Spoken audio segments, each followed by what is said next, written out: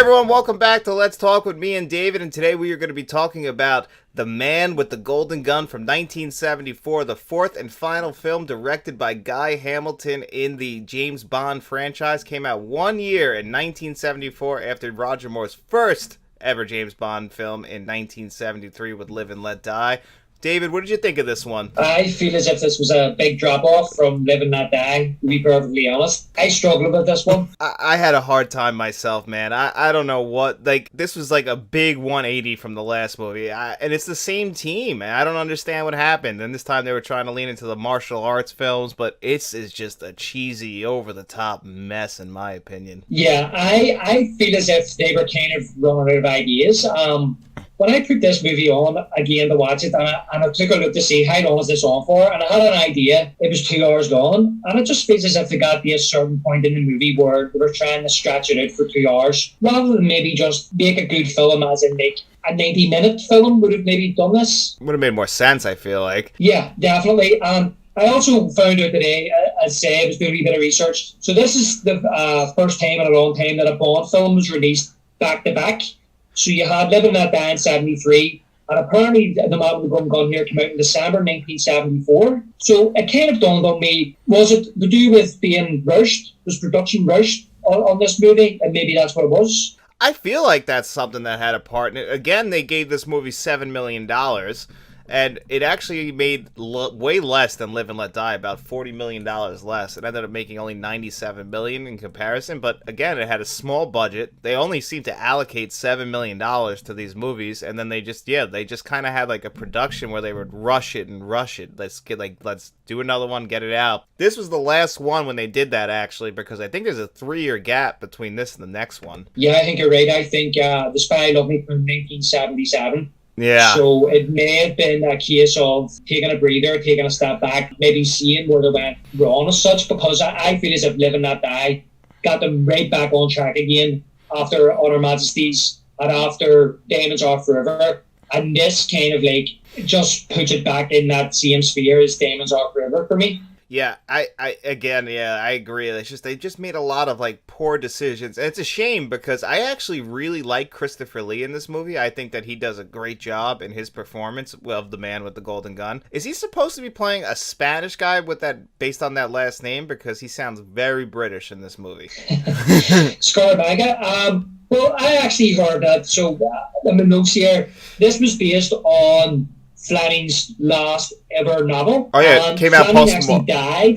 Yeah. In between writing it, yeah, and he never. They were saying that he may have not had maybe a final draft before it was actually published. The character was actually called in the book Pistol Scaramanga. Ah. So he was based kind of like a cowboy type of guy. I don't know, maybe spaghetti westerns. Maybe that's what you're thinking about, John. Yeah, because I was looking it up and I was like, that last name just doesn't seem to fit it. And then the whole movie takes place in Asian countries, and from what I would understand, the book takes place in the Caribbean, but they didn't want to go back there since they already had done 2 in the Caribbean, so they moved everything to locations in I think, where did they go? Like China, Tokyo. We see the Queen Elizabeth, I think, or something like that. Oh yeah, the ship. Yeah. Yeah, which is like I can't remember what the name of it was. I wrote it down, but apparently, these are real locations and stuff that they went and filmed at.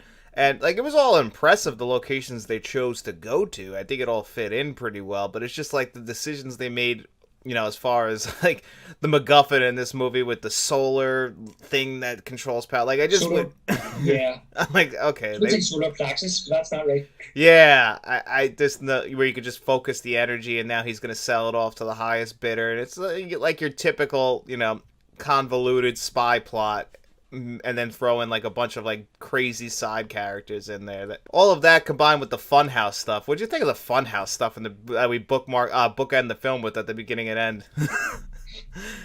Well, the thing is that I actually really like that scene at the start of the movie, and I actually really like the final scene where Bond has kind of the standoff with Scaramanga. And the funny thing is that this is another Bond movie that starts without Bond in the prologue. Yeah, it's a fake wax Bond in there where he throws him off because I guess like they're trying to illustrate like that he's his opposite basically, Christopher Lee. He sees them as equals, him and Bond. Like that's the guy he wants to get. But do you know what it actually reminded me of? Only longer. The prologue to From Russia with Love. Yeah, you know what? You're right. It is very similar to that prologue. And I found it very similar. As I said, so the same with From Russia with Love. It's showing your Red Grant stalking Bond and how he's going to kill Bond. And it's the same with this movie. It's showing you Scaramanga stalking the gangster.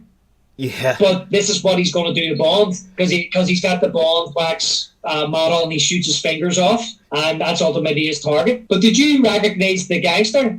No, I didn't recognize who the actor was. Who is that? He's the same guy in Diamonds Are Forever who says to Bond, I didn't know there was a pool down there. Oh, really? That's the same guy? It's the exact same guy, but I don't know if it's supposed to be the same character. Yeah, I didn't really know what his job was supposed to be in this until I actually looked it up. He's just supposed to be just a regular gangster. I was like, is he supposed to be somebody more important than that? And then I looked and he wasn't, because if you notice, like when M later is talking to 007, he's like, oh, this guy killed 002. He didn't have the same luck. And it's just like a passing comment. I'm like, I wonder why they didn't show us killing him 002 in that scenario. Yeah, instead of just a random gangster. Yeah, like you would think, like, since he killed 002, one of the 00s, like, I feel like that would be a big deal. Yeah. Especially in previous Bond movies and future Bond movies, it is a big deal to have a 00 die, you know? Yeah, do you know, funny you should say that. There is a Bond movie, I think, it's an Octopussy, where it opens up with, I think, 008 being killed. I think actually... And then, obviously, to give Bond, I think, the assignment to find out what happened.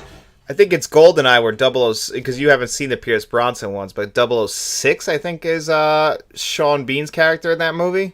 And it opens with him. Okay. It opens with him also being killed, so it's very similar. They've used it. Right, yeah, so they do actually go back and start doing things like that. Yeah, they like set up the movie and then obviously, and when they get to Daniel Craig ones, they really lean into like the 00s, or maybe they just didn't treat them the same as like 007. I don't know. Like 007's like the golden guy, I guess. Maybe he is the best, and that's why we get to see him. Yeah, well, I would say so. I think that's what it is. 007's the best out of them all. You know, that's why he's the most famous. That's why it was all when people say, "Oh, James Bond," you know. Yeah, everybody knows who he is, whereas the rest are just basically numbers. He's got a name to his number as well. I mean, maybe they view him as more, even though that's, I guess, the highest they can go. But actually, one thing I wanted to bring up that's really funny, it's early in the movie when they send the 007 bullet to M, and he brings it to his attention, and he's like, why would anyone want to kill me? And then the way M responds with, I don't know. Like, it just gives him a list of the many reasons why somebody would want to kill him. I was like, that's perfect self-aware meta humor. I loved it. Yeah, exactly. It could even just be an angry husband of some woman that he's kind of took advantage of. Yeah, like there would be plenty of reasons why somebody would want to kill him. Like, he's not self-aware enough to know? I think at this stage even Miss Moneypenny would want him dead. Yeah, she's always how long has he left her on the hook, like just in case? Exactly, and I think that would make an interesting twist in a Bond movie that Moneypenny was behind it the whole time. Could you blame her? Like, I wouldn't blame her one bit. Be like, I could see her having like an emotional breakdown. Like, I've left myself for you all these years, and I've watched you just sleep with random chick after random chick. I wouldn't blame her at all. No, I wouldn't. And the funny thing is that in this movie, when he's in there, I wrote this down in my notes, when he was in and he's speaking to M, and he comes out and he asks about, is it 00, did you say it was 006 that was killed, wasn't it? 002. I thought it was 2, but mixed up because he said 6 about the other one, yeah. She has all this information. She knows more than Bond. I'm sitting thinking, how does she know all this? She's only the secretary. That's it. Like, unless she's peeking in the files he gives her or something to put away. Because, like, yeah, she does have a lot of information. She's probably taking notes of the meetings, but why is she disclosing this, even if it is to one of the agents? Because without authorization. Yeah, I didn't even really think about that, but yeah, she really, for a secretary, she does have a lot of information. She should be made the next M. Maybe, I agree. I mean, hell, in this movie, M's starting to look a little old.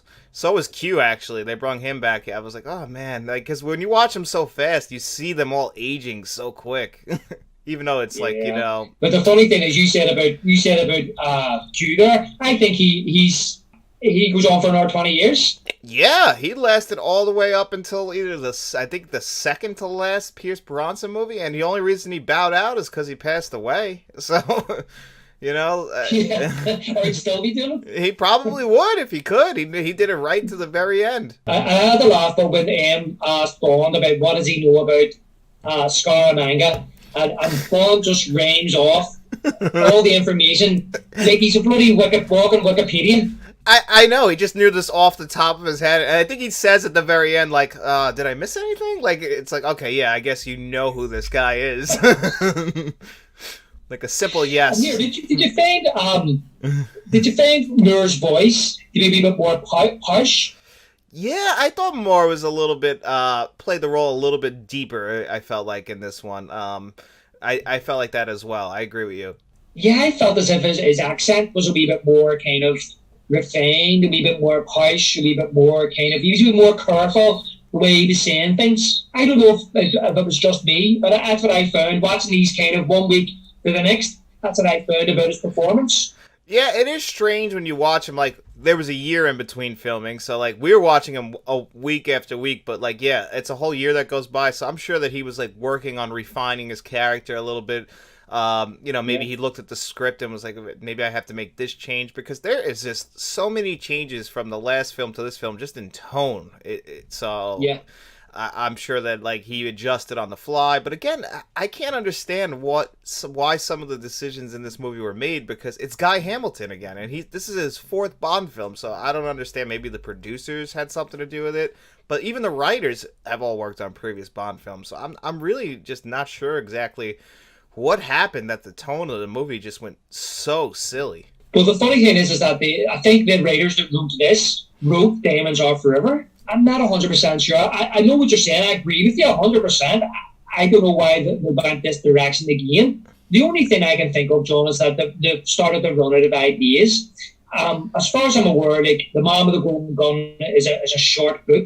Maybe there wasn't enough there to draw it out into a feature film. So we're down this road of just silliness. It just feels underdeveloped to me. The plot is half decent, but apart from Scaramanga wants to kill Bond, and Bond has to stop him before he kills him. What else is there to say?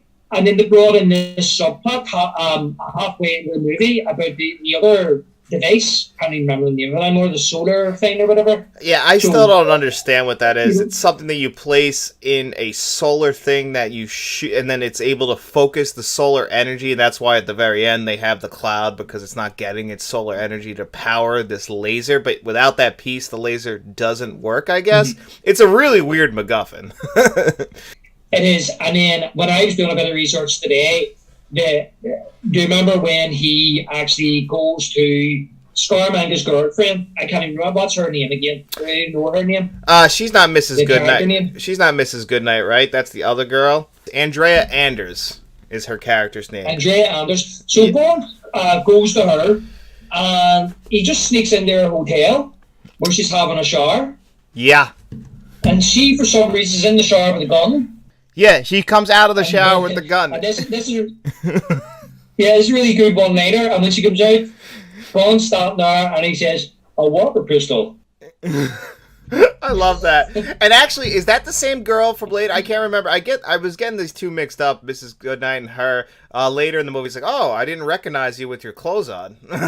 Yeah, that's the same girl. And funny enough, before going to what I was going to say about the solar thing, that girl, Maud Adams, she actually appears in another 2 Bond movies.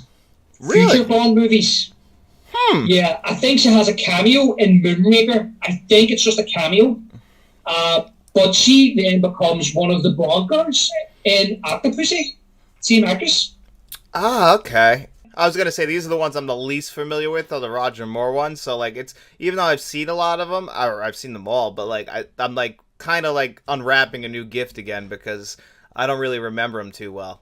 Yeah, listen, I didn't know any of this until I rewatched the Moore ones about 4 years ago, and then I was kind of researching it, and I didn't even notice it when I was watching them. It was just when I was like afterwards, like researching the Bond movies and wanting to learn more about them, it was other like real big Bond fans were pointing out like, oh, this is Maud Adams, and she was in Bob with the Golden Gun, and she comes back and Octopussy and blah blah blah. So but actually, if I hadn't pointed that out, you probably wouldn't even notice. No, I wouldn't. I definitely didn't. And I'm going to keep an eye out for her in all the future movies. Yeah, that's actually awesome. And yeah, one thing again, yeah, Roger Moore he was banging out one-liners again. And did you also notice in this movie that his regular pistol came back? I wrote that down in my notes. Yeah, from the very start, and that's kind of like the whole kind of thing. It's like your Walter PPK against his man-made Golden Gun. They make a big deal of that. So I wonder did they bring that back by popular demand, the fact that he didn't have it in Live and Let Die. They were sitting thinking she would bring that back. It's very much a Bond gun, like that's his gun. Like we talked about it in the last review, how the Magnum that he had, it just seemed, I actually really liked it, but I get why people would miss it. Yeah. Like he made the Walter PPK famous, and then obviously that's his gun, and now we're going against Christopher Lee and his Golden Gun. Now, they do bring up that his Golden Gun can only hold one bullet though, so he's got to be pretty confident in himself. What are you saying about Bond's gun there? I'm near certain that in Dr. No, or was it one of the novels, the first ever novel, it may have been Casino Royale, he didn't have a Walther PPK. He had a different weapon. And somebody actually wrote to Ian Fleming and said to him, loved the book, Bond wouldn't have this type of gun, he would have this type of gun. And then he started putting it in the novel then. Ah, I wonder if it was like somebody who works like, in the government agency, works like maybe in MI6 as like, this is what they actually standard issued gun, and like this is what he would have. That would actually be very fascinating. Yeah, I can't even exactly remember the story. What type of gun it was, what I mean, you know what I mean? But I'm just you saying about having the gun that he made it famous. I'm near certain. I think it's the novel. I think it's Casino Royale. It was the first Bond novel, and it's a different gun in that book. And somebody read it and wrote to Ian Fleming and said to him, brilliant novel, but he wouldn't have this gun, he would have this gun. And in the next novel, that's when Fleming started putting in the Walther PPK, and obviously that then went into the movies. But here, what was I saying there about when Bond was with Maud Adams, and then he slaps her about and threatens to break her arm, and then obviously he just has to sleep with her as well and have a few glasses of wine. As you do. Yeah, why wouldn't you? But he yeah, what? I said, why wouldn't you if you're Bond, Sure, you may as well. Yeah. And, but he beats out of her where Scaramanga is going to be next. And he's waiting for him, and there's another guy gets shot. Yeah, that guy, like you would think he could have easily killed Bond, but he killed that other guy behind him. And I felt like that guy was somebody that, like, they kind of just wiped him under the rug after he gets killed. Like, he wasn't important. That was the guy that Bond was investigating to do with a shortage in fuel. He was on another assignment, and that's what M was saying to him at the start of the movie. Come off this assignment and do this other assignment. And but I didn't even realise that when watching the movie. And I'm sitting there thinking, how much is that as a coincidence that the guy he was investigating previously to do with a shortage in fuel was in that position at that exact same time that he was there. And I think this all ties into this other MacGuffin. Yeah. That's why he was killed. Huh. Wow, I didn't even realize that. I just thought it was weird because that was the other cop was taking him back to M and M and Q later. And I'm like, that guy just died, and they kind of just like let it go like it was nothing. But he was an important death, actually. Like that was an important part of the story because of who he killed. And I was like, they kind of just glossed over that like it wasn't serious at all. Yeah, I mean, like I didn't even catch on when I was watching it myself. It was just that I was doing research. I was like, oh, that's who that guy was. So he did. So in a sense that Scaramanga did mean to kill him. But of course, like as you say, he only had one bullet. He could have killed Bond and maybe killed the other guy at another time. I don't know. I don't know what it was all about. Yeah, it was definitely strange. But I was like, because I knew it had to be on purpose to kill that guy because we're setting up, Scalamonger to be this guy who never misses. So why would he miss in that sense? Like he doesn't miss. So why would he miss? So I'm glad that that was who he was there to kill. That's who he was hired to kill. He's got a very high quote, $1 million to hire him, and he doesn't care who you are. That's what he's doing. He never misses. He's somehow stayed hidden, that nobody's ever even seen his face, which is impressive for a hitman. Yeah, exactly. And I mean, like for $1 million, you would expect him to be hitting his targets, and you wouldn't expect him to be missing for $1 million. Exactly. And I like how, like, later, his defining trait is his third nipple, and Bond decides to put a third nipple on, and, like, he thinks that he's got one on the guy whose name is High Fat. He thinks he's got one over on him. Little does he know that Salamanca's sitting there with his real third nipple. Just that's where he's operating out of. And then, of course, he betrays him, too. He's already there, and when he goes into the pool, he sees a naked woman in the pool, and he says, Miss, and she says, "Show me," and Bond says, "Really?" It's just so ridiculous. So here, what did you think of Bond? I was going to ask you, snapping Maud Adams about, but did you feel as if that was kind of out of character for Moore's Bond? Now we've seen him in Live and Let Die. Yes, that doesn't feel like the Roger Moore's Bond compared to Sean Connery's Bond. As weird as it might sound, he seems a little bit more respectful of women compared to, like, yes, he still does the regular stuff, but, like, Sean Connery just has, like, this, like, mean streak in him where he was, like, he would get mad easier. Whereas Roger Moore seems like, he takes everything kind of, like, tongue-in-cheek with a joke with it. Like, he's not going to be that guy who's going to hit a woman. It just doesn't feel like something that's in his character.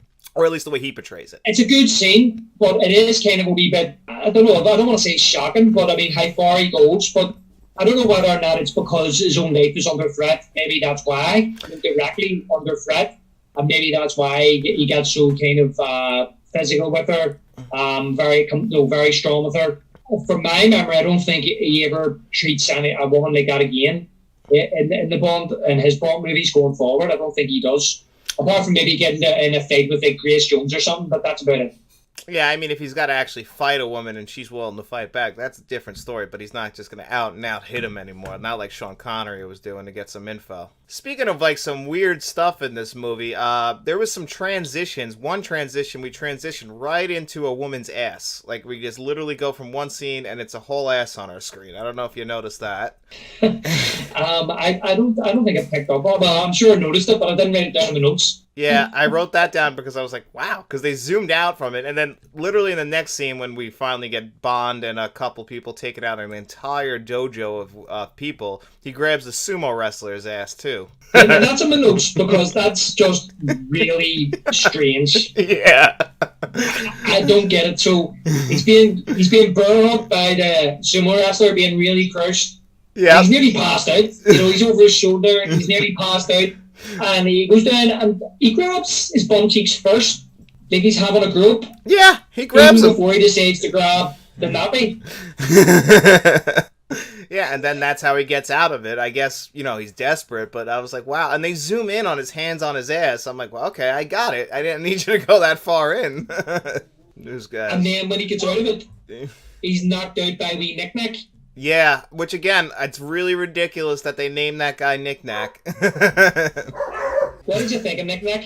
What's funny is, like, it could be seen as a little bit offensive because they're making fun of little people throughout the movie, but I actually like him. Like, he's very loyal, and I found him to be a little bit, like, he had some funny scenes. It's just the way that obviously that they're portraying little people back then might be seen, especially, like, I assume that this is where Mini-Me is based off of, right?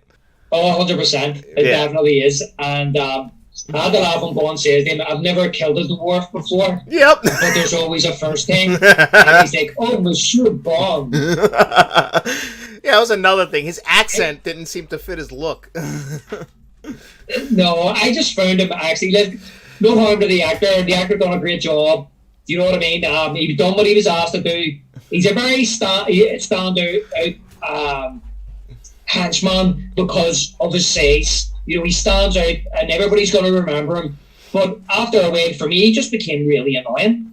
Especially since they had to shoehorn him into the very last scene, which we've seen them do in a lot of Bond movies where, like, the henchman comes back at the very end for, like, just one last scare. But, like, I thought we were over and done with him, but then they, of course they had to make one more joke about him. And then Bond comes out with a suitcase, and he's throwing the bottles. And I know it reminded me of watching it this time, John. The scene in Gremlins where the mother goes into the kitchen, and the Gremlins are in there, and she's made the cookies, Christmas cookies, and they're eating all the cookies, but they start throwing Billy's mother, and she lifts the tray. Yep. And it just reminded me of that. He just reminded me of, like, one of those wee gremlins throwing the stuff at Bond, and he comes in with a suitcase and just gathers him up in the suitcase. I know, he just like squeezes him in there. He just squeezes him in the suit, and then he comes back downstairs after, and the girl's like, "You didn't." And he's like, "Of course I did." Yeah, and I just laugh at like when he comes down from the ceiling. Apart from the fact there's glass everywhere, your feet would be cut to shreds, right? Yeah. You couldn't get back in that bed with a Hoover in the whole face. He's down and he's looking under the chair, and he comes out from behind him and pushes him. And it's like running after a mouse or something. I'm not calling the man a mouse, but you know what I'm saying? It's like you're looking for something that's just. It was just ridiculous. It is ridiculous. But if we're going to talk ridiculous, we have to talk about the most ridiculous in this scene in this movie. Yeah. And that was the car chase scene and bringing out, Officer Pepper from the last movie, which I didn't remember at all. So I was like, are they serious? When I saw him pop up. J.W. Pepper. Yeah. The thing is, John, before we get to that scene, there's even more ridiculous scene just before that. Nick Nack knocks out Bond. He's going to kill him. The guy that hired working with Scaramanga, has been hired Scaramanga, comes out and says, "This is my home. You know, take him to school." Yeah, you're talking. Take him to school. Oh yes, this scene is absolutely ridiculous. You're right. And he wakes up in a karate school, in a karate outfit, the three women around him drinking tea. Definitely heaven. Yep. And they've got every opportunity to kill Bond, but I don't get this. What is this about? Where is this going? I don't understand why he's here, why they didn't kill him. That's just your classic Bond, like, I could easily kill you, but I'm going to put you in this situation where I know you're not going to get out of it, but you absolutely are. Because I think this is the school where they train all the assassins. So it's a whole dojo of, I guess, these trained assassins, and he's able to take them all out. This is where the martial arts film inspiration clearly came from. It's like, okay, yep. Bruce Lee movies, so they're going to have these martial arts scenes, but somehow Bond is not just the best spy in the world, but he's also the best martial artist in the entire world. Right down, but like you said, they put him in the karate uniform and everything, so that means somebody dressed him in that. When he was unconscious, yeah, somebody actually dressed him in that outfit, and then he's just sitting drinking tea, like nothing's going on. Like if somebody knocked me out and I woke up in like a karate, I'd be going, "What the hell? Where am I? What's going on?" I'd have questions. He's just kind of like sitting there drinking tea. Yeah, I'd have a lot of questions about what happened since I got knocked out. Like, I'm not just gonna wake up calmly like this. It's just not happening. and how much time has went by? You know, is it 4 hours later? Is it the next morning? Is it a week? And then he somehow beats all of them with just the help of what's his name's nieces. Those two girls who would just happen to be in the car early. He's like, I gotta drive them. And so those two are apparently great at martial arts too. So the four of them are able to like take everybody out. Yeah, well the thing is that he kind of cheap shots the first martial art guy. He puts his head down, he kicks him, which is fair enough. But the next guy comes in and starts beating him up. Bond gets the better of him and decides to jump out a window. But as soon as he jumps out the window, that cop is there with his two nieces. At the exact same moment, he jumps out the window. And he's like, Bond says, "How did you know to find me here?"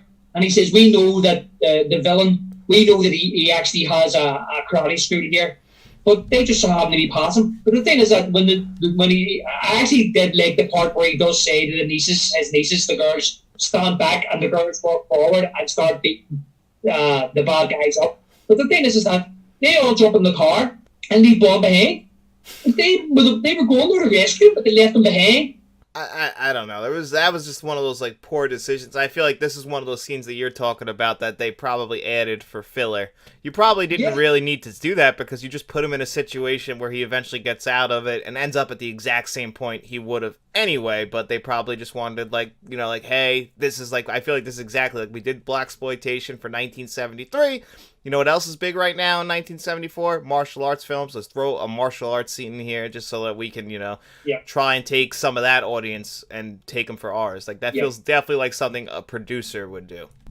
And that leads to the chase that you were talking about there. So what did you think of W.J. Pepper coming back? Or J.W. Pepper? I guess that's just complete fan service for people who loved him in Live and Let Die, but he's just a bumbling idiot again. But I love that he's like all game to help out Bond this time. But all that aside, the car jumping scene and then putting the whistle noise in there while they do it is absolutely insane.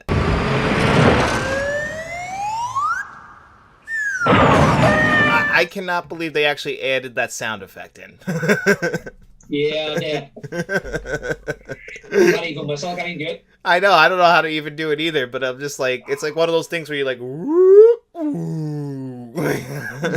Yeah, and then it's not only that, it's J.W. Pepper's in the car, and he's like, he turns to Bond, says something like, "You're not gonna jump over that, boy," and Bond says, "I sure am, boy." Yeah, he does. And he jumps, makes this jump, makes the sound, and then he's in the back, it throws him in the back, and he's in the back rolling about like a toddler, going, and I'm just sitting watching this going, what is going on in this movie? It is all cumulates in the car getting into the barn, Bond and Pepper going to the barn, and then the police show up. Pepper thinks he's all in with the spy now. He's working with Bond now. You know what I mean? Yep. And decides to show his badge to the police as if this is my department, boy, and all this. And when the car comes out, it's like a half plane. It's like turned into a plane, and it starts flying. And this is the part of the movie where I'm just totally like, it's just going downhill here. I mean, what is happening? Yeah. It's cringeworthy by this stage. Yeah, I agree completely. I didn't understand that at all, where it was just basically a regular car with now plane wings on it, and it just takes off no problem. Like, it has no issue at all. Like, it's 2023 now. I don't think we have this technology to even do something like that, where we just can attach wings to a regular car and let it just fly, and, you know, he's not scared at all. He's like, I've done this before.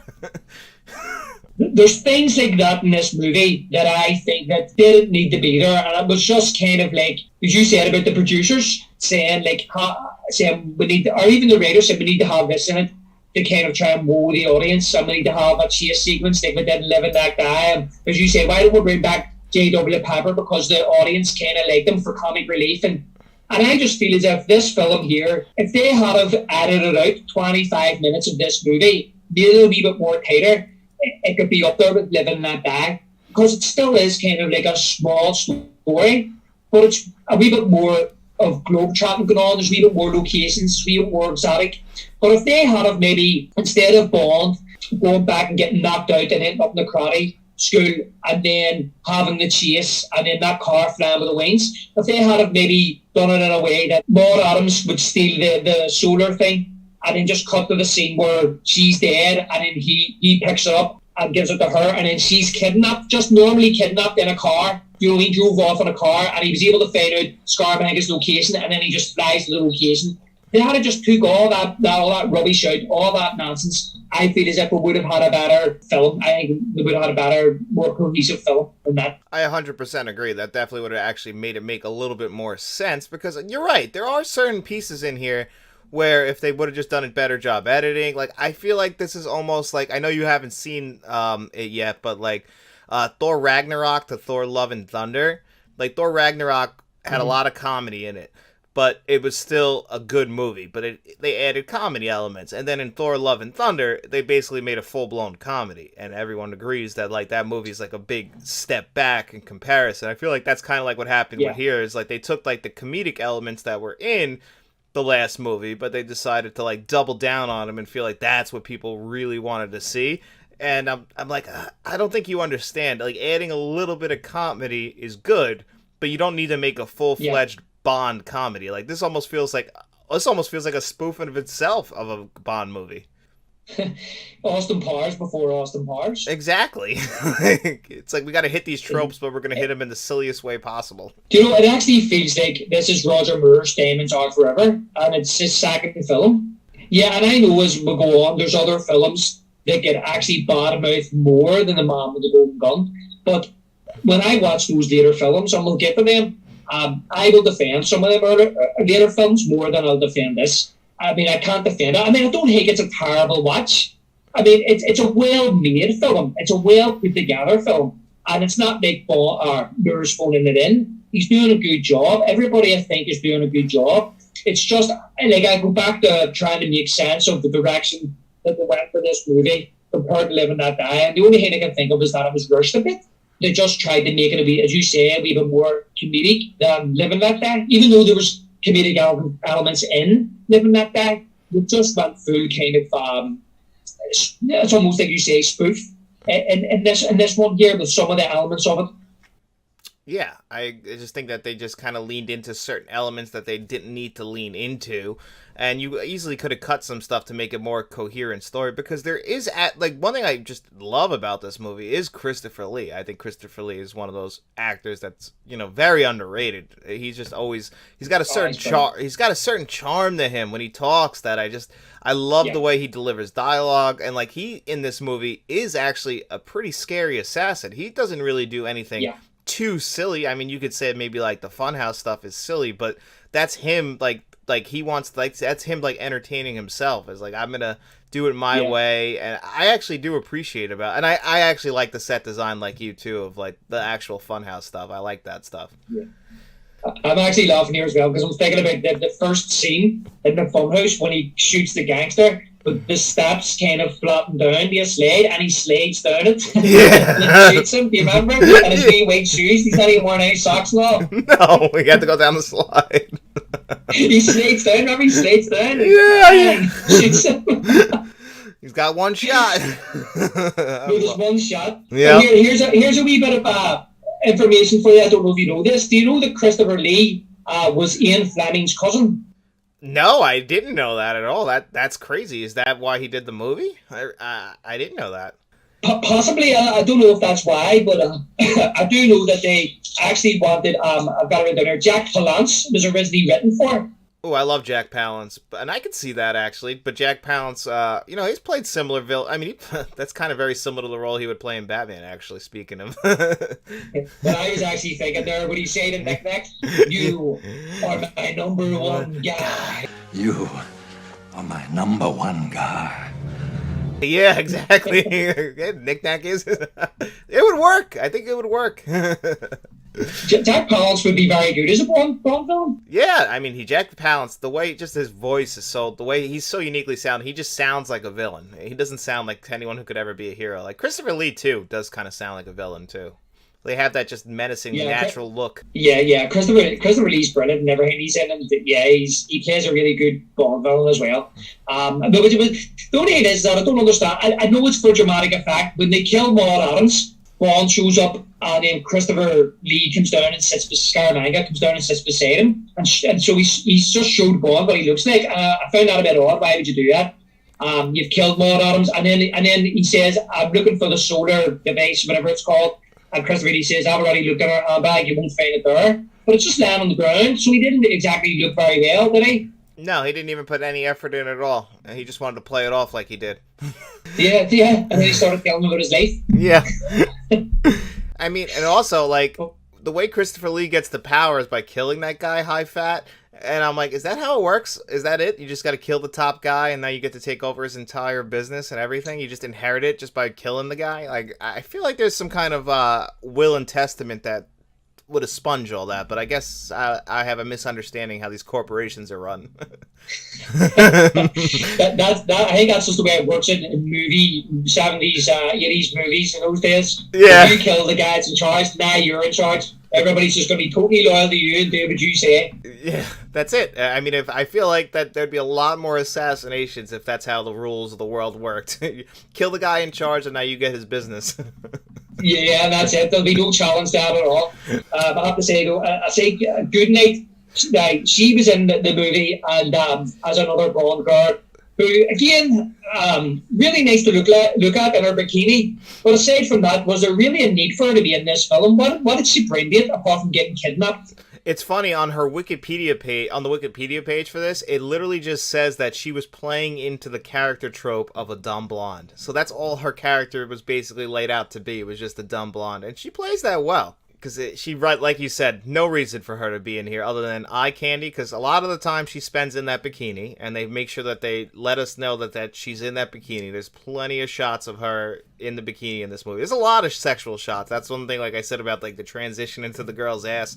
They were definitely leaning into, the the sexualization of women in the 1970s for sure at this time. Yeah, I've heard people say it's kind of like the kung fu thing, and then the blaxploitation in the last movie. This is leading more into like the sex romps of the 1970s. That those type of movies that they were doing, and of course, right enough, you can see that with Bond putting her in the cupboard or the closet whenever Rod Adams comes in to the hotel room, isn't it? Yeah, she just hides in the closet. Yeah. And she waits there the whole time. Falls asleep for 2 hours. Yeah, I don't know how you fall asleep, by the way, standing up. That was a question. I actually took that note because I don't get that. Because, first of all, she's like in the middle of the closet, so it's not like she can lean against the wall. So I'm like, she just shuts her eyes. I'm like, are you planning to go to sleep? Because I don't think it's going to work. Yeah, then but she says, how long was in there? And he says 2 hours, and she's like, 2 hours? I actually felt bad for her in that situation. You know, she doesn't even have a cell phone, so she just stood there the whole time if she couldn't go to sleep. That sounds awful. No, it wasn't awful for Bond. Yeah. No, Bond had a good time, obviously. Yeah, he did. He had a good time, all right. Bond always has a good time. He finds a way no matter what. Who's sailing the boat? Oh, I have no idea. That is a great question. I didn't even think about that. So they're having a good night. They're in the cabin. Yeah, Knick-Knack is stuck up in the mast, and the boat's just sailing. And I assume they're on some sort of MI6 boat, right? That somebody like would put somebody in charge to like take them back. I assume that's where they're going, right? Or do they just get on a boat? Because they had access to the whole boat. Like he was floating around the cabin, and then he took Knick-Knack up top. So I don't know. But it was really strange because, funny enough, you saying about it was an MI6 boat. They had the gadgets in it with the phone and all came up. But I'm near certain earlier in the movie, you see Knick-Knack and Scaramanga on that boat. I thought it was his boat. Maybe that just falls right into the golden rule of, well, Bond just killed Scaramanga, so now he has access to, and control of the entire business. Since, you know, now that's the chain of command. Now he's in charge. He killed the boss, so now he gets his boat. Yeah, and he just says to the guys that are sailing the boat, yeah, bring me to London. Yeah, you work for me now. That's basically what Christopher Lee did when he took over. He's like, you guys all work for me now. So you're telling me that wasn't even Scaramanga's boat? That was the guy before's boat? But that's the only thing that makes sense, right? I don't know. I don't understand, but you're right. I guess it does look exactly like the same boat. I mean, you know, they could have tried to reuse the same set or the same boat and like tried to play it off like they're different. But you're right. They do look like the exact same boat, like we're supposed to think it is. I don't know. I'm not too sure on that. He came there on a plane. Yeah, he did. And then, because when the plane gets destroyed, he's like, I forget what the one-liner he bangs out is, but he's like, it's something like that's a problem or something like that. And to find a new way. And speaking of one-liners, I have to say, one of my favourite one-liners in this movie is right at the end, where when the phone goes, and that was the thing as well, how did M know where he was? If that was Scaramanga's boat, how did M know where to find him, where to phone? But maybe Bond told him that before, you know, we just didn't see it. You know, you'll get me on this boat, give us a call later. So he phones him and he says, is Good-Night with you? And he says, she's coming now, sir. And then you hear him going, Good-Night? And he's like, good night, sir. That was really funny. Yeah, I actually like that because he like kind of keeps him on the hook and they just can't get off of each other. And he's just like, all right, I'm done talking to you. I got stuff to do. And you think that M would understand what's going on. Yeah. Well, you think you'd know by now. Like, I think this is a running gag for the next decade with Moore Bonds. Yeah, like that's M's got to understand. Speaking of which, with that scene, by the way, did you notice the phone? I mean, that was a really old phone. It had a rotary on a handheld. I've never seen that in my life before. I've seen rotary phones, but I've never seen a rotary with it on the handheld like that. That was unique. On the handheld, you know, funny you should mention that. I didn't even notice that the rotary was on the handheld. I didn't even notice it. I just thought it was a handheld. I remember the phones that when you pick the, what do you call it, receiver up? Yeah. Like, you said the rotary part was on the bottom bit? Yeah, I've seen it where they have it like on the bottom where, you know, you spin it around like down there, or if it's a handheld, then you would punch it in on the handheld. But I've never seen it where you would do. Yeah, but I've never seen it where you do the rotary on the handheld. That was the first time handheld, right? Okay, that's what I thought you meant. That's where it was. Yeah, because I've seen like the punch in just on the part where you put it down. But you know what? I didn't even notice. Yeah, it only stuck out to me because I had never seen anything like that in my life. I mean, it makes sense. It's 1974. I've seen plenty of like rotary phones, like, you know, when I go to people's houses who still like have them or had them when I was a kid, but I'd never seen like a technology like that. That was definitely something that I guess was around just in the 1970s. That was probably state of the art back then. Probably. Like, oh, look, it's right here on the handheld. You don't have to actually go to the other piece to do it. You could just hang out like this. So I was like, okay, that makes sense. Because, you know, don't forget, I remember there's a VHS in my house somewhere of like my dad when he got my mom her first, what's it called, phone? Her first wireless phone where she could take it in the living room with her without a cord. Her first cordless phone. Like, that was a big deal. Yeah. But I'm kind of thinking about this phone. If the rotary's on the handle, if they take it, say you had it sitting beside your sofa, right? So instead of actually reaching over and kind of having to do the rotary, you could just lift the handle and bring it over and go the rotary that way. Yeah. You know, maybe it was great back then. Mm-hmm. Yeah, that was like, maybe that's what they were trying to do. I'm sure like they were doing product placement back then that like, hey, they were promoting it for this movie. Like, I get, because here, see, speaking of more stupid things that just within my head about technology and stuff, why did MI6 have to have their headquarters inside that ship? That and the cop Braden Bond there, and keeping it all a mystery, and he didn't keeping it from him that he's a cop. No, I think he does say he's a cop, but he pretended to arrest him for the murder of the guy who was shot by Scaramanga. Yeah, but just keeping everything all secret and all, and pushing him in through the gap in the ship, and Bond doesn't actually catch on until he's inside and sees him sitting there. I just was like, what's this all about?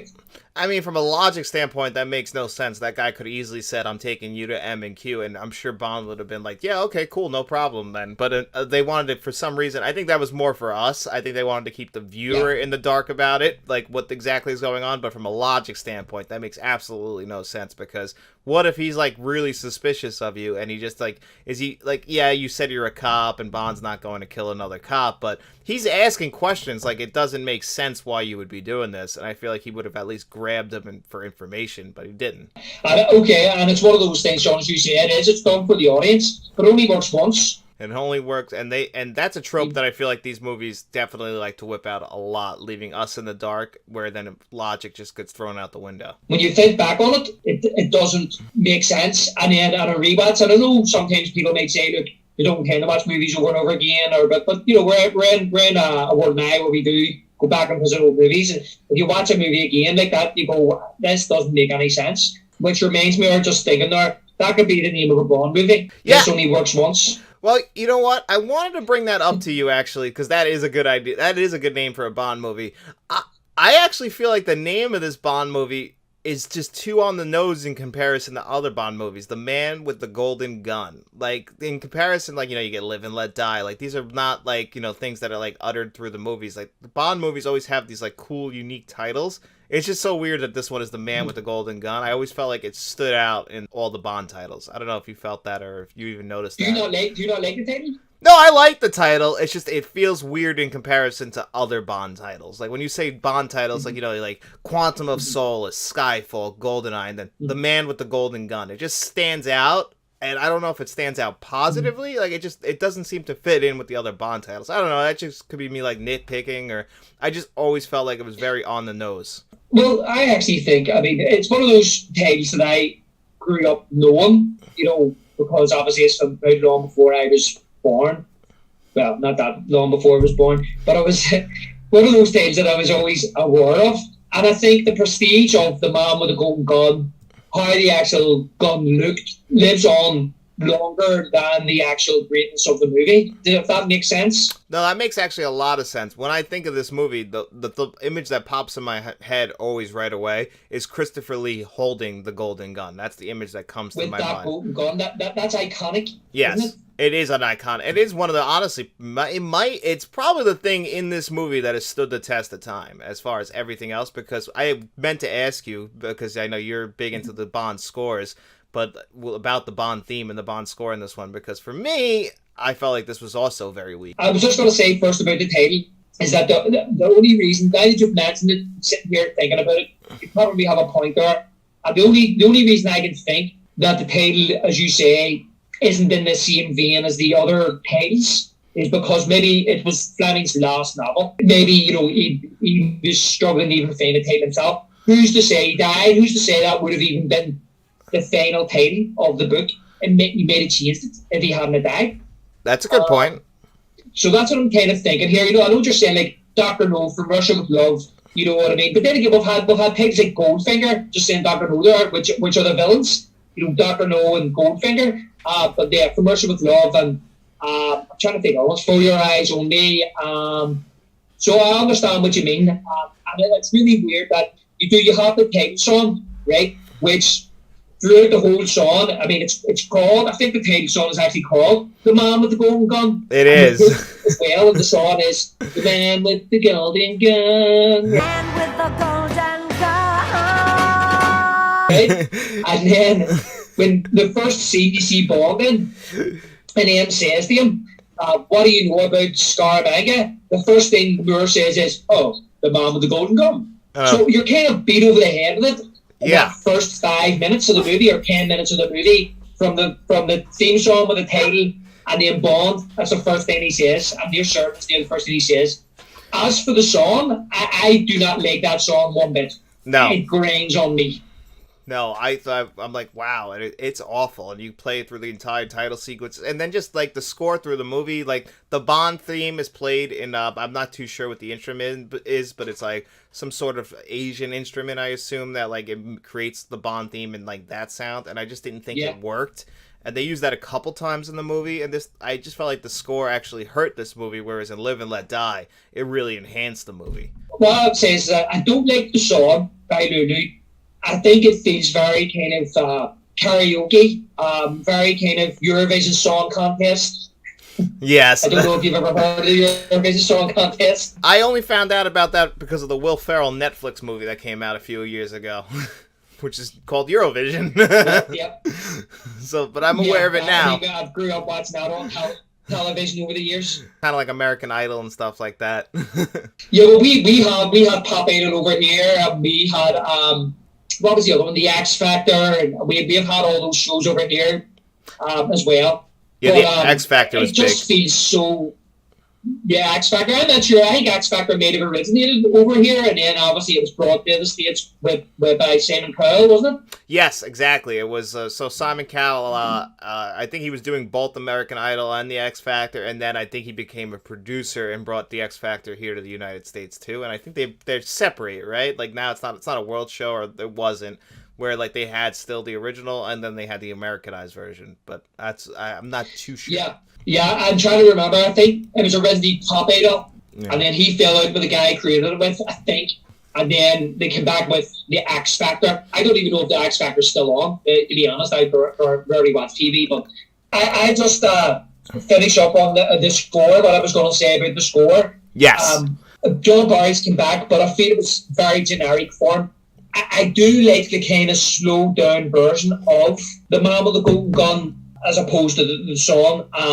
But like you were saying about the very kind of like Asian kind of sounding instruments that were used, it kind of does harken back a wee bit to You Only Live Twice, the way he's playing it with that slowed down and stuff like that. Yeah, it just I get what they were going for, and you're right. They did kind of, and they do this a lot in the Bond movies, where they like take like an instrument, and they just play the Bond theme with it, and sometimes it works better than others. I just didn't really enjoy it in this movie, and same thing like what you were saying about the score. It feels very like generic, or very like just like they threw it. Like maybe again that just all plays into like it was such a quick movie where they only had a year, so everything just got rushed. Where they just kind of like, okay, we'll just make the score quick for the movie. It doesn't need to be special, and it just doesn't feel special. But it does feel like a huge step back, at least to me.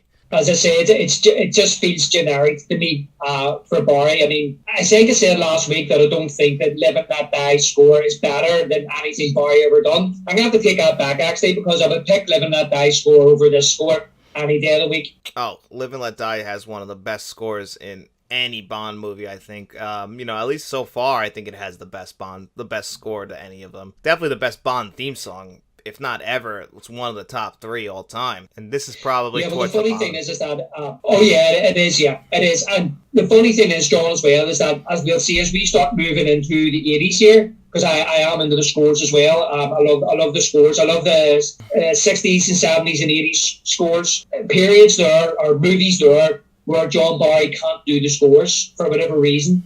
And see the guys that step in, I think the scores that they produce for them particular films are absolutely brilliant.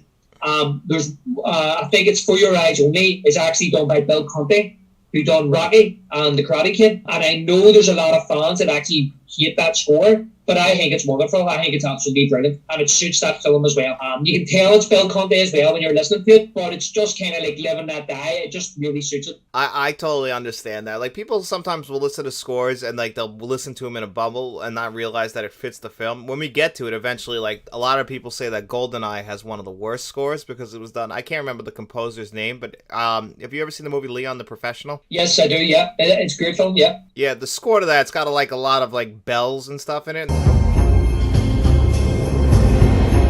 It's a very similar score to GoldenEye. James? So he did both of them, and they sound very similar. And I think it fits GoldenEye perfectly. But a lot of people, they don't like that score at all. But I think that they're not realizing it fits GoldenEye. And I think that's the point. People sometimes kind of miss that a score is supposed to fit the movie. If you're listening to it separately, it might not work as well. Yeah, exactly. So Eric Serra is the guy's name, who is a French comedian. He's a frequent collaborator with Luc Besson, who did, The Fifth Element. Oh, right, okay. So that's why. But yeah, he did the GoldenEye score, and I believe that's the only time he ever did a score. For Bond, yeah. Yeah, and I really love the GoldenEye score, but I know a lot of people, when I see a lot of rankings of the Bond scores, like that one will be like near the bottom too. Like, a lot of people agree like GoldenEye is great, but they usually knock the score. But I love the score to that movie. Yeah, I don't know why. I thought it was the guy that done the score, was doing the scores for a lot of like the later Brosnan movies. I've heard of his name, and he done some of the Craig movies as well. I thought he done GoldenEye. That's why I thought it was David. Somebody, I can't remember his name. Yeah, I think he was one and done, this guy. I think that was it for him. Yeah, because I think you're right. I think they have the same composer for the other 3 Bronson movies, and then you're right. I think they did some of the Craig ones after. Well, I mean, it just seemed to me that Barry was the staple to do Bond movies, but for whatever reason, I mean, you know what it's like in movies, maybe a composer's book. You know what I mean? It's like John Williams doing Steven Spielberg movies. Sometimes there's a handful of his movies he couldn't do, or maybe it was a case of the subject matter. The director then thinks, well, maybe we'll have to change the composer for this because we need somebody to do I think it was The Color Purple or something, but I can't remember. But it's like when Barry was the stable of doing the Bond movies, but when they couldn't get him, they had to get like a stand, and somebody else to do the music. And I think that the people that got to do the stand, the music, as you said about GoldenEye, done wonderful jobs. Yeah, I think when they do that, like John Williams, he didn't get to do Rogue One, a Star Wars story. Like, he was like you said, he was like overbooked, so he couldn't do it. So they got somebody else to do that one, and it's a good score. The only thing is sometimes when they have things like that happen, they try to like mimic or copy the other person's score. So like that score still sounds like John Williams did it, if that makes sense, even though he didn't. It's like he's like trying to copy his work, like to have it still fit in. But I like it when like the composers go in there and they try and do their own style. Yeah, exactly. I mean, obviously I'm not a composer, and I think the composers do music for movies. It's outstanding what they can do. They're really, really gifted. But I think a composer has to kind of watch the movie and kind of like get a flavour for what it's about and how it feels. And say we've talked about some Bond movies being a wee bit more kind of like darker than others, or a wee bit more grittier than others, or a wee bit more serious than others. So you can't just wing it or just throw in a generic score for the what's on the screen. One of my favourite scores is Batman score. You're a big Batman 89 fan yourself, and one of my favorite scores ever. Batman is like my second favourite score. He says he actually visited the set in London and would used to go out at night time when it was dark and just look up into the skies, and he was just kind of like inspired by that to write that kind of score for that movie, which has a lot of mood and stuff about it. I think that's my favorite score ever. That or the Brad Fiedel Terminator score are my 2 favorites. I listen to the Batman score all the time. I mean, that's one of the rare ones where like you bought the Batman score from Danny Elfman and you bought the Prince album. Like they were just double dipping back then. Yeah, exactly. I've got both of them as well. I've actually got the expanded version as well of the Batman 89 score. It's been my favourite score since I was a teenager when I first listened to it. I love that score so much. It's just perfect, and it fits that world so. Listen, we're gonna have to one day do a whole podcast just on Batman '89 because we both love it so much. And this, Yep. if I go on a rant about Batman '89 right now, I'll just tell you every single thing about it I love, which will be from the opening credits till the very end. 100%. I'd love to do it because I have a lot to say about it as well. It's one of my favorite films, and it's just to me, it's not a perfect movie, but there's a lot of things about it that just fit it perfectly. Just in a nutshell, like the whole kind of aesthetics of it, the production design, the mood, the feel of it. The score, as you say, just fits that whole thing perfectly. The costumes, the performances, everything just works so well. And it's not a perfect film. There's a lot of problems. There's a big difference between favorite film and the best film. Like I always like trying to certain movies mean a lot more to like you as a person than like it might to other people. But like we could all agree that like movies like The Godfather are like the best made movies. Like they're flawless in their execution. But you want to put a gun to my head and say, what do you want to watch tonight? The Godfather or Batman? I'm choosing Batman because that movie is just one of the most rewatchable movies ever. You can rewatch that. I can rewatch that movie every single day. That's the only movie I think by the time I die, I might end up watching it like over 1,000 times because I've seen it just so much since I was so young. Exactly. I mean, I'd be the same. Now I kind of try and make it one of those annual movies I watch around October time, November time because of the mood of it. I try and give it a watch once a year. So you choose to watch. It's weird. For some reason, I've always associated Batman '89 with the summer. I don't know why. I've read so much videos. I've watched so much videos and read so much about it being like this huge, the biggest summer blockbuster ever about Batman Fever that I always kind of, for some reason, associate it with July. Whereas Batman Returns is a Christmas movie. Yeah, no, I actually, look, I agree with you, I understand what you're saying. And I remember it did come out in the summer, and I remember when it was released in the summer of '89. But I was only very young at the time. I was only 7, 8 years of age, turning 8. It was the first ever VHS that I ever owned. I watched it a load of times then. I didn't watch it for a long time. And I remember one night sitting in the house, and I was flicking channels. And I flicked it over, and it was on. It was the bit with the Batmobile, or not Batmobile, sorry, the Batwing was coming down, taking the Joker's balloons away, and it flew off into the night sky. You know when it flies off in the night sky? Yep. And you see those blues and the blacks and the moon. Yep. And I had to go outside for some reason. This must have been around autumn time or whatever it was. I had to go outside for some reason. I was about 14, 15 at the time. And see when I opened the front door, I went outside to get something. I looked up into the sky, and it was the exact same sky I was seeing on the television. See that makes perfect sense. It felt as if I just walked into that world. It was really weird. And I came back in, I sat down, I watched the rest of the movie, I watched the last 20 minutes of it, and I went to myself, Jesus, I forgot how good that movie is. It's really good. So I had it on VHS when I was like 9 or whatever. I haven't watched it in a few years. And I went back and then I watched it again. And then from that point onwards, 14, whatever it was, 15, it just became one of my favourite movies again. Because it was a favourite movie when I was a kid anyway, or one of my favourites. And it became a favourite of mine again. And that's when I bought the soundtrack. And I bought the graphic novel. I read the graphic novel. I started reading Batman comics and getting into Batman comics more and things like that. So I've always then associated it with more of a kind of, later in the year type of movie. Where it's a wee bit colder outside. There's no leaves in the trees and things like that. I mean, that does make perfect sense. Now I do know why you associated with the fall a lot more. And I mean, there are shots, like one of the best shots in that movie is when the Batmobile's driving and all the dead leaves are on the ground and they're flowing in the air right before he hits the Batcave. So it does make, but for you, like you said, like to go outside with the crisp air, like it does make more, I completely understand now why you associated with the fall. That does, or autumn, that makes a lot more sense. Yeah. I have movies like that shouldn't make sense, like when I watch them throughout the year, but like, but you personally associate it with like something, and a memory or something like that. So I totally get that. And then later on, when I actually found out more about the making of Batman and stuff, it was actually filmed in the fall and the winter of 1988, early 89, and that backlot, it was outside. Obviously some of the scenes were filmed inside, like the Cabot Cathedral was on a soundstage and things like that. But that was actually filmed outside. And funny enough, you mentioning about the scene with the Batmobile, which is one of my favourite scenes in that movie, where it's going through the forest and the leaves are whipped up and Danny Elfman's music is absolutely outstanding.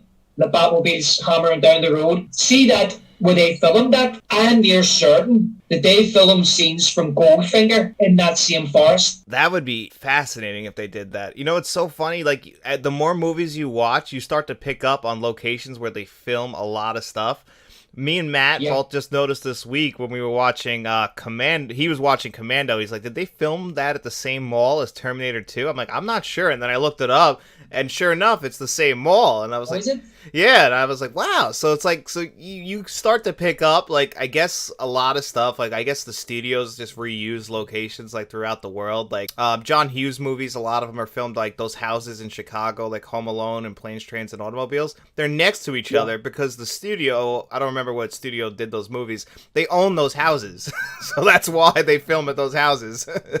Do you know, funny enough, I thought you were going to say about Commando was the ending at the mansion. Oh, on the island. I suppose the island.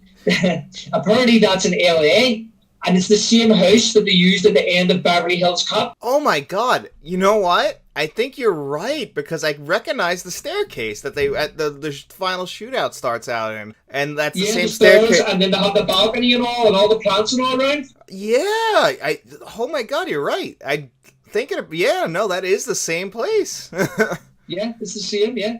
I guess they probably have these houses, like, or like any set, like, set up, like, ready for the cameras and everything. Like, you know, they're just a controlled environment that they just have access to. Like, yeah, that I've never noticed that. That makes perfect sense. But yeah, they must do that. The more movies you watch, you start to pick up on these locations that they just reuse over and over. Exactly, and I would imagine, this is what I would imagine. That's a mansion. That's a rich person that owns that house. So they're paying him to use that house for whatever to film in for 2 or 3 days or a week. And he's probably, the person that owns that probably isn't there all the time. And they know they can go to him and say to him, can we rent your house to film? And he's like, yeah, no bother. And then he's getting paid for it. Yeah, that's what makes a good living on it. The best, I mean, I guess it's kind of sad, but like a lot of times in movies and TV shows, like they just shoot the exterior of the house, then the interiors are sets, and then the people who live at the actual houses, like kind of get like harassed. Like I always hear about the Breaking Bad house, like the people who live there.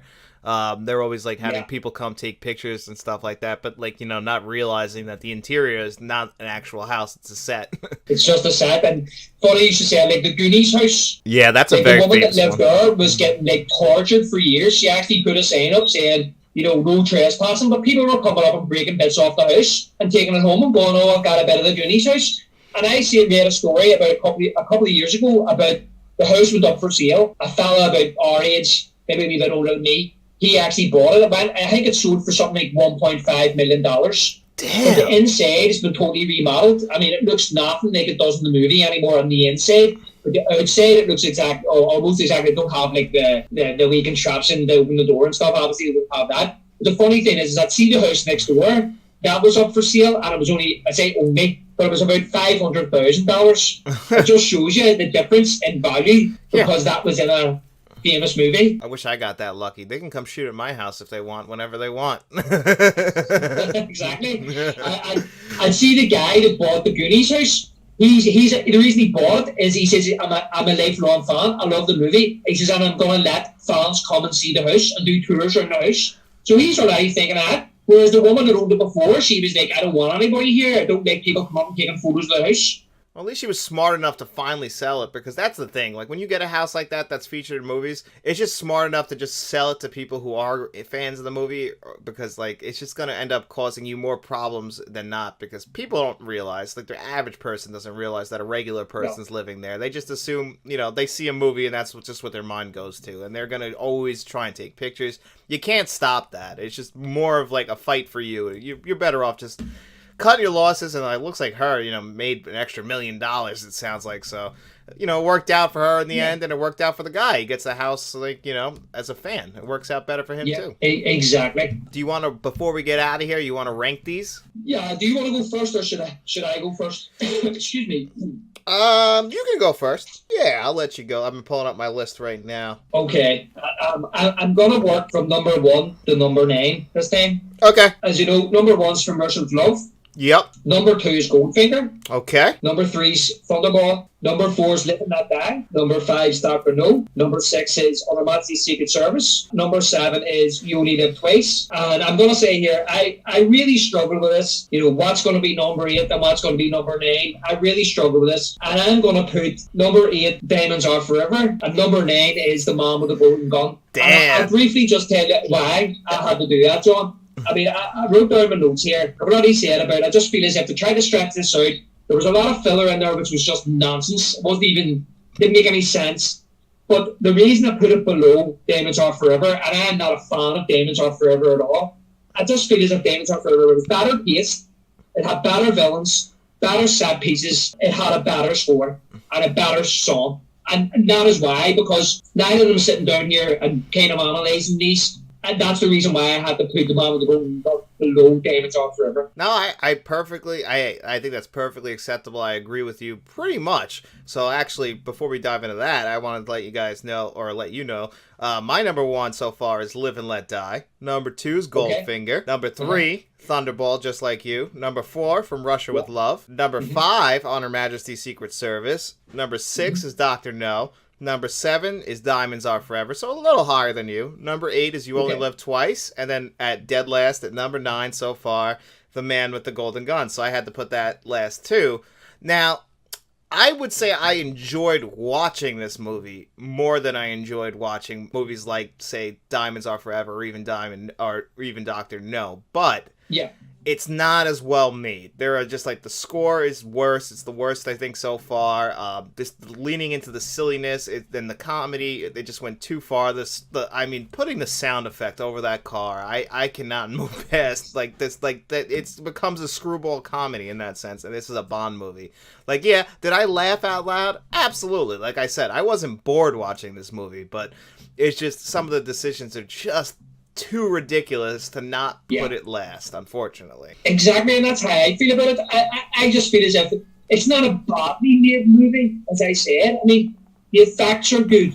You know, the acting's good. The only thing, as I say, is dubious is that I don't like the song at all. I thought the score was very generic, and I think everybody done a good job. It's as you say, it's just the decisions that they've made. It's in this movie going towards that direction of making it very kind of comedic is the issue that I have with it, and that's part of the reason why I just was like, when I thought it over, and I struggled, I knew it would be down around, and it would be either above Diamonds or below Diamonds. And when I thought about it today, and I thought about Diamonds has these things better than this movie, that's why I had to put it below it. I 100% agree. Like you said, it's not like there are certain aspects, the fight scenes, like when he's fighting, the hands-on combat, just like Live and Let Die, like they obviously got better technology, so it looks better. A lot of stuff looks better than the older Bond movies. It's just the decisions were just not smart. I think that they end up pulling back on a lot of the stuff, and like they take 3 years off before we get to the next movie, which I think helps the series overall, so that's a positive. I think like a thing that hurt this movie the most, and I think we kind of came to it, is they just,